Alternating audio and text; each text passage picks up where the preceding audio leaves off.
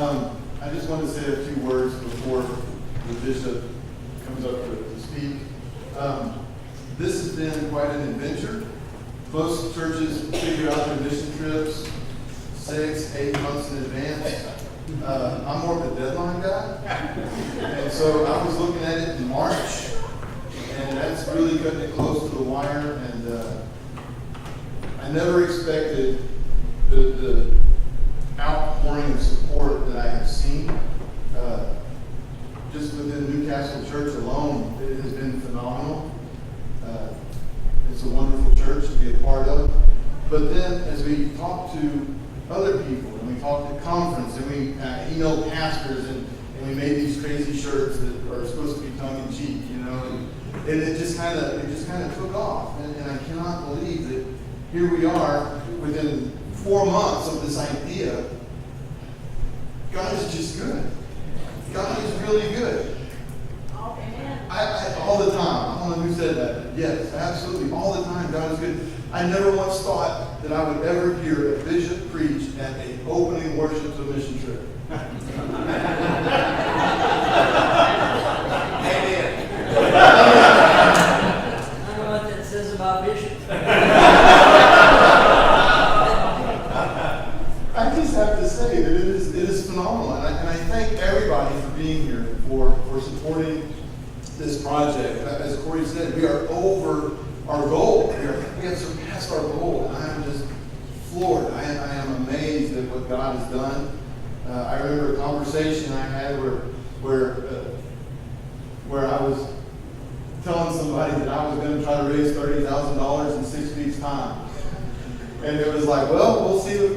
I don't know if it's going to work or not. And if God says it works, it works. And if it doesn't, it doesn't. And yet, I guess God really supported this project. Because not only did we raise more than what we needed, but the bishop's here. So, Bishop Lowry, I really thank you for your support of this project, for giving us time at the annual conference to get up and speak. You have been very generous in your time and your support here. And I thank all the churches that have been involved. There's a long list of them. There's Cross Plains and Hyco and just about every church in the West District has given to this. There's churches in other districts that have given to this. There's churches that are sending people here to work with us tomorrow. Jeff Roper from the conference office is coming tomorrow to work with us, and he's going to be wearing a wig. Those of us that go to annual conference, we know what that's about. And I don't know what kind of wig it is, but he said he bought one special for this. And knowing Jeff, he might need a wig. So Jeff will be here. I mean, it's just been phenomenal. And that's why I wanted to invite everybody here tonight, just so I can say thank you to as many people as I possibly can. And I know I listed a few churches. There's some that I have not mentioned. There's many more that I have not mentioned, but they are no less precious to me for their support. Especially looking at Stephenville. Stephenville has allowed our church to stay here for free. They gave us food tonight, and everybody's just taking such good care of us. And thank you so much. And with that, I would love to turn it over to our very own Bishop Lowry. Bishop?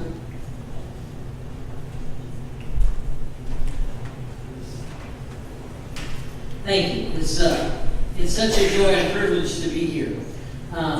Bishops do occasionally get out,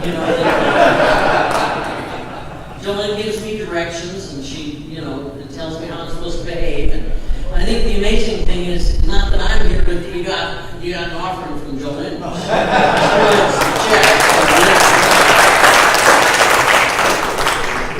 She said, when you get up, can I go back and sit with Lisa? So Lisa, wherever you are. Our district superintendent, Dr. Lisa Nesloni here, so you can go if you want. Wait in the car. I told her I've got the car keys. I do want to echo what Michael just said about special thanks to everyone who has supported this. The churches all across the conference. I think you mentioned First Arlington Gates and this. He's got a long list, but he can share that with you. I want to mention 2 churches in particular, and I want to lift up 3 people. And the 2 churches, of course, are Newcastle and Stephenville. And I just want to say to both those churches, We thank God for your faithfulness and your commitment. And I want you to hear that from me, even if you sleep through the sermon. Okay? So I do that. I want to highlight 3 people for significant ministry. Corey Moses, stand again. Let people see who you are. Our campus ministry here at Tarleton, I think is a marvelous part of our ministry. I want to lift up Michael and Howard. Where did Howard go? He's been around. He's right out there in the thing. And Michael, you stand up. Can we tell the 3 of them just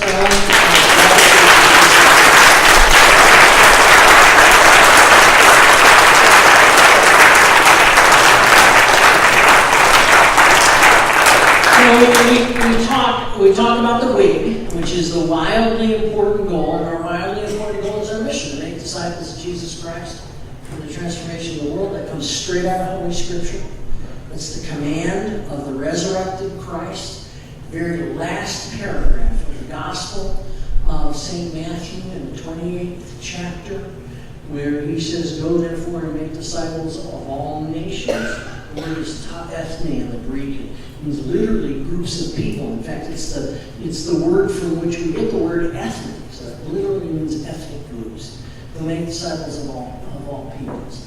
And we drive and we live out of that as our mission statement. And I think it's critical that we understand that what you're doing with the Wesley Facelift is a part of that. We talk about 3 driving values that are part of the future of the Christian movement through the Wesleyan or the Methodist witness that we have. The first is to keep Christ at the center. Whatever else we do, Christ at the center. And one we lift up, our Lord and our Savior, our King and our Master. And the second is a commitment to focus, where the focus is on the local church. So at the conference office, Jeff will tell you this. Jeff Roper, our executive director for administration and leadership development, will tell you this when he comes tomorrow. That we're convinced that the point of the district offices and of the conference office is to support and energize and equip local churches so that they can do their God-appointed mission of making disciples of Jesus Christ. And the third is leadership development, which is why we have made such a critical emphasis in our campus ministry. Now I want to tell you, not just here at Tarleton State, but all across the conference, that's making a dramatic difference in young people going into ordained ministry and other forms of service that may be a particular form of lay ministry in their local church. It just has a vital impact.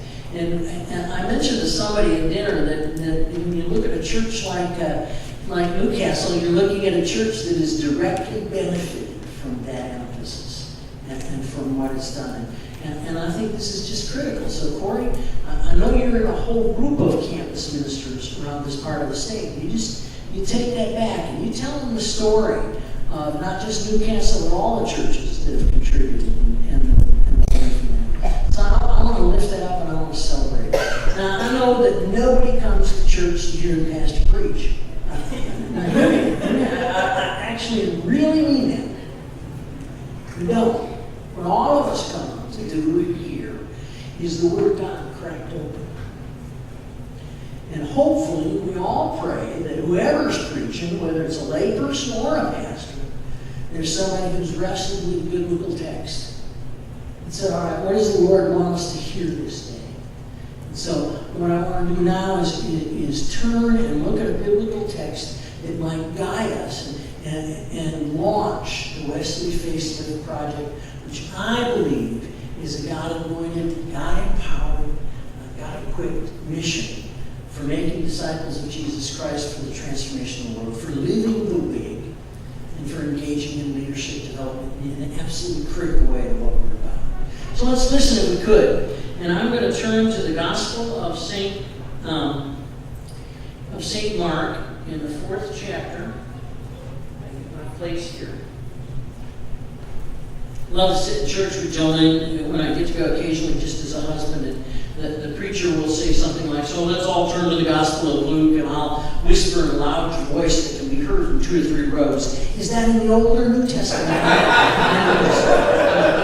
And watch watched people around me sort of shudder that that was the bishop that was saying. Yeah, it was, and Joel hit my knee and said, "Would you please pray?" All right, so I want to look at the 4th chapter, the 21st verse to the 25th verse. And this is Jesus speaking. And he says, Jesus said to them, "Does anyone bring in a lamp in order to put it under a bushel basket or a bed? Shouldn't it be placed on a lampstand? Everything hidden will be revealed, and everything secret will come out into the open. Whoever has ears to listen should pay attention." He said to them, "Listen carefully. God will evaluate you by the same standard you use to evaluate others. Indeed, you will receive even more. Those who have will receive more, but as for those who don't have, even what they don't have will be taken away from them." Friends, this is the word of God for us this day. Thanks be to God. Let's bow in prayer. Gracious Lord, break open your holy scriptures for us. Use my words, use our thoughts and meditations, not just individually, Lord, but collectively as well, to be an expression of your greater good and your higher purpose. This day we pray. Amen. So I've entitled this sermon, "A Challenge from the Master." And as a part of that, I want to open with just a moment of personal history and story. First, just to invite you to look back in this past week, and anybody besides me watched the All-Star game, right? I mean, it was really fun, and there's something so special about the joy of the All-Star game in Major League Baseball. I mean, it's full of panoply and glory and glamour as the great players of America's game take the field. It's like a light being placed on a lampstand so everybody can see it and celebrate the wonder of baseball as a game at its absolute very best. Why, it looks so good and so great, and you watch those players, and candidly, it looks so easy. You start thinking to yourself, you know, I could do that. I said that once to a buddy of mine that I knew when we were young men, and I knew he was a catcher in high school. And I said, you know, Eric, we could do that. And he said, Mike, he said, you know, if you and I threw the ball, our arm would fall off. So if you watch that game, what you realize is that behind the glamour of it being up on a lampstand for all to see, behind the glory of the All-Star game and of making the team, lies hours and days and months and even years of backbreaking, mind-numbing, arduous practice. No one makes an all-star team without great discipline. Back in ancient history, when I was a high school student, I played varsity basketball at Anarga High School in Anarga, Illinois. Anarga is a 1A school, charitably speaking. And making the team was not a really spectacular accomplishment. In fact, if you could breathe and walk at the same time, you made the squad. And I was number 11 on a 12-man team. And it was absolutely a great year. I was a 16-year-old boy. I sat on the end of the bench right across from the opposing team's cheerleaders. As I like to say, life never got any better. That was it. But I can still remember the practices we went through every day. And I don't know, some of you high school guys in here, you know what 6 and 70 is? Yeah, you know. It's an exercise our coach would have us do, to run 6 laps up and back in 70 seconds. And by the time you're done, you're just dead on the floor. And we're talking about 16-year-old boys who are a little bit slimmer, a little bit better shape than I am today, right? You know? And I remember that. And I remember in particular, I wasn't a very good free-fall shooter. And Coach McGee, I have no idea what his first name was. He was just Coach McGee to me. I can still hear him yelling at me about shooting free throws. And you didn't get to go home till you made at least 10 in a row, which for me was like, put a gun to my head now. I mean, you know, it was really hard. And I remember him screaming at me to make the same motion with every shot, to not change, to get into discipline. He hounded me to be trained at it. He wouldn't settle for a casual commitment. Practice and discipline was the stuff that made the game move from casual enjoyment to accomplished conviction. And this is the critical juncture on the path to great living in general. Because you see, despite myself, I became amazingly a better player by the end of that season. Now, I think church can be like that, can't it? I mean, if you think about it, it can be fun sitting on the end of the bench, watching the action, soaking in the ambiance and enjoying the people around you. Usually when you go to church, folks are pretty nice people, we hope, they're right. And that can be a lot of fun. The problem with me in high school was that I wasn't in the game. And the problem with me in Christian life is that we aren't truly fully engaged in the fullness of life as it is meant to be under the lordship and leadership of Jesus Christ. We are in the game because we aren't truly fully committed Christ followers. That is, we lack the fullness, the richness of life as it's meant to be. And in this passage, Jesus isn't yelling at us like Coach McGee used to yell at us players. The Lord, the one we claim as our master, that means our ruler, is instead challenging us to go deeper with our faith and with our discipleship. He's talking to us about what it means to live with your light of Christ placed on a lampstand where all can see. In fact, the word discipleship is one of those $100 words that carries a much deeper impact than we usually initially grasp. At its most basic, a disciple is a student or a follower. So it's proper to say, well, you know, he was a disciple of, and you might name a famous professor or a teacher in school or whatever. Parents of anybody who's ever been to first grade, remember when your first grade kids come home, you suddenly discover as a young parent that first grade teacher's word has reached a status somewhat higher than God, you know? And so that it's like they're disciples. I remember with Nathan, he was a disciple of Mrs. Sosa, you know? And Mrs. Sosa said it, well, that was just it. She could have come and said the moon was green cheese. And Nathan would have argued with us that it was really green cheese, you know? But a disciple is a student. Is a student of someone that they seek to follow. But its roots are latched on significantly to the notion of discipline, like my old basketball coach. More accurately, for Christians, disciples are, get this now, quote, disciplined, committed followers of Jesus Christ as Lord, that means ruler and master. They're people who have studied, practiced, and are committed to putting into action the faith they profess. To be a disciple is to understand that your life is lived under Christ's leadership. His desires vault over our preferences, pretensions, and predilections. Take the first part of this passage now and lay it alongside our living, your living and mine. Jesus said to them, he says, us.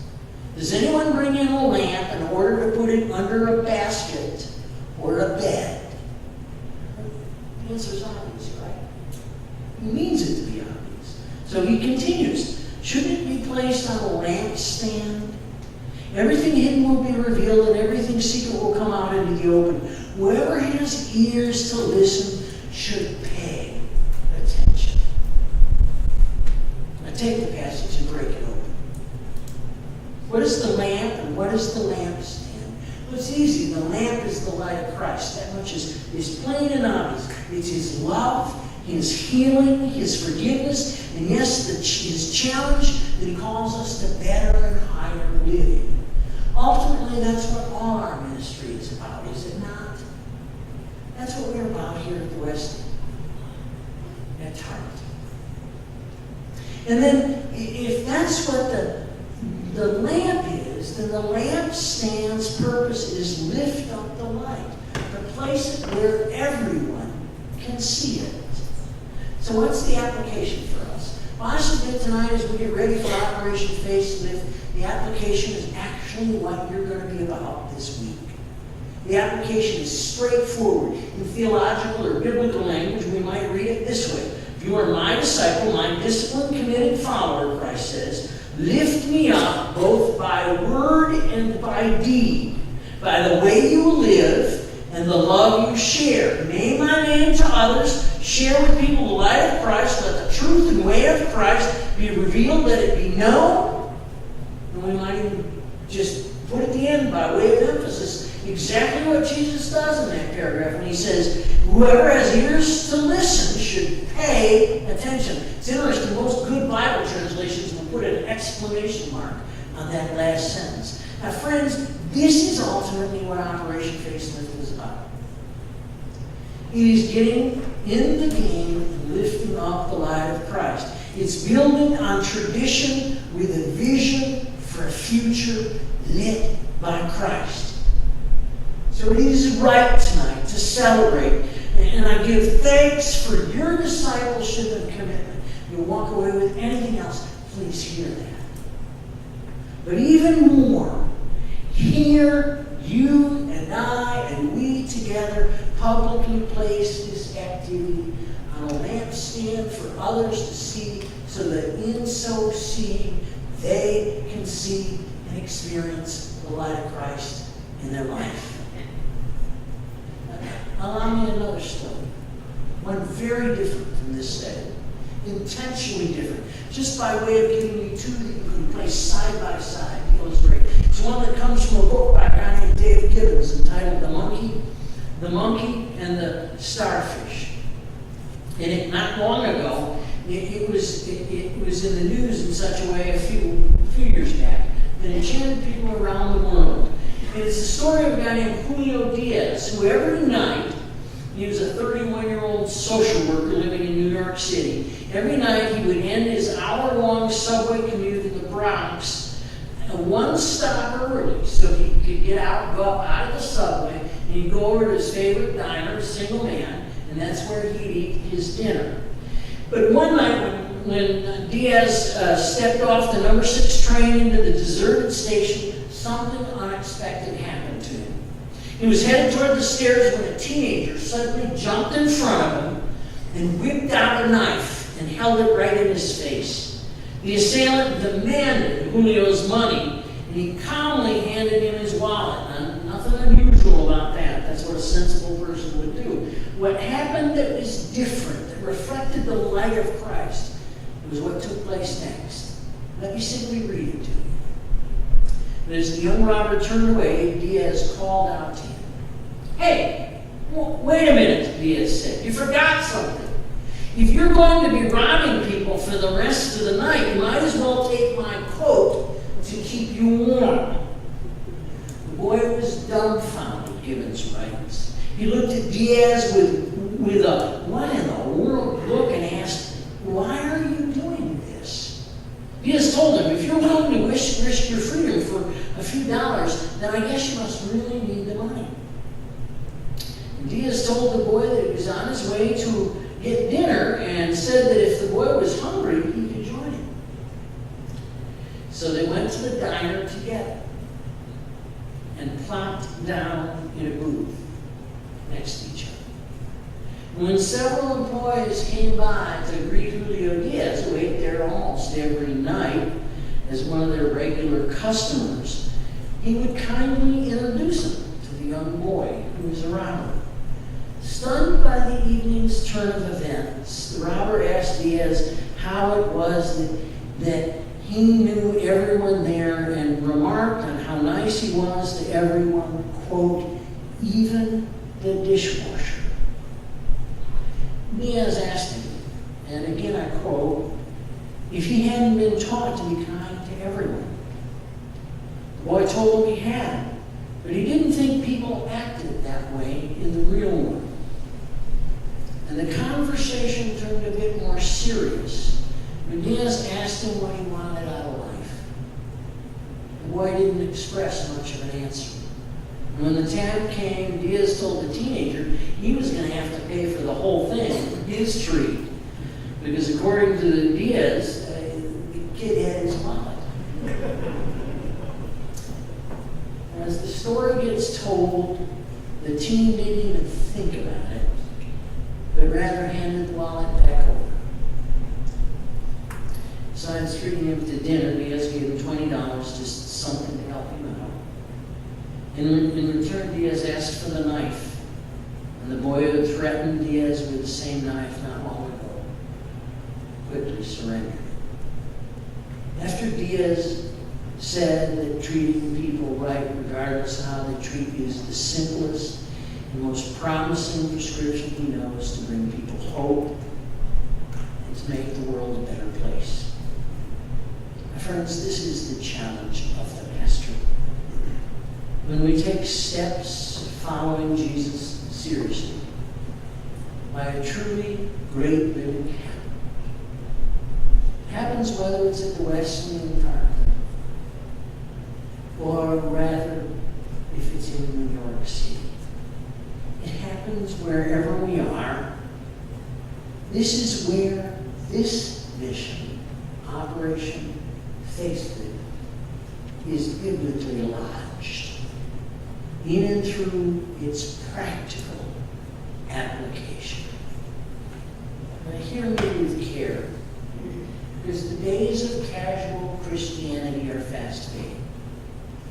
And this is a good thing, not something we should be afraid of or fear. It's why campus ministry is so critically important. Because what you are doing makes a concrete, practical difference. And the challenge of the Master cuts across our convictions and finds its own identity in Christ and Him alone, towering as a light to life above all pygmy pretenders, whether they be political party, nationality, ethnicity, economic status, or anything else. Hear again what Jesus said. Listen carefully. God will evaluate you by the same standard you use to evaluate others. I've read that verse over and over and over again just for myself, to remind me that the call of this day and this hour and this week that stretches ahead of me is a call from the Master that comes to all of us to lift up the light of Christ by word and deed, because this is where great living takes place. And it is in this spirit that I wish to convey to you my deepest